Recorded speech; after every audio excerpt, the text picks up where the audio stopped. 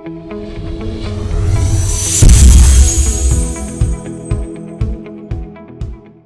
Ayurveda has explained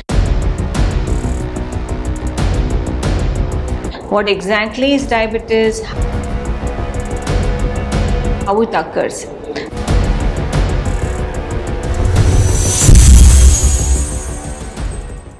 Namaste everyone, I am Dr. Vasudha Sharma, Medical Director of Vivekananda Health Global, where we work integrating Ayurveda, Yoga, Naturopathy for management of lifestyle disorders.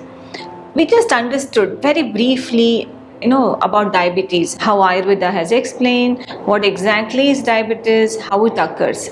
Let's start going a little deep into each of the problem. First of all, how does diabetes occur? What happens in the body because of which we are called diabetic? Nobody wants to be called. What have we done rather not to be called? So for this you have to know how exactly it occurs. Now a person is in Bangalore, he is a software professional, he is or she is, both male and female, it is quite common. So they are engaged in their work. They wake up at maybe 6 o'clock in the morning. There is a family each one has, because we are looking at the age group, which is usually between 25 to 35. So the routine is they wake up, they have, maybe their child has to go to school, then they have to take and relax themselves, get back to office work, they log in at around 9 o'clock, or they have to move out to different zones of their workplace. Now this itself is the first stress. Oh my god, I have to travel now for 45 minutes. I am right now in maybe Jayanagar, and I have to go to Whitefield. What a big stress, right? Now what does this person do next? She goes or he goes to the office, sits there, they're on their desk, meetings, and a lot of concentrated work is needed because that's the field they are in, software professionals they are. And then usually towards lunch they just move out of their seat, maybe quickly have some bites, come back in maybe 15-20 minutes. Once again they sit down on their chair. So they are having sedentary job because they cannot help, they have to move their fingers on their laptops. And then what happens, slowly it's afternoon time, and then they feel like having a cup of tea. They go there and have a samosa along with a cup of tea. That's their evening routine. And then they are maybe ready to leave by about 6 o'clock, 7 o'clock, but there is something which they have to complete. So okay, it's already 8 in the night. Now what the drive back home? An hour or over an hour. I said Jayanagar to Whitefield. Now they have to come back from Whitefield to Jayanagar, right? So another 1.5 hours. From 8 they're back at home at 9 or 9:30.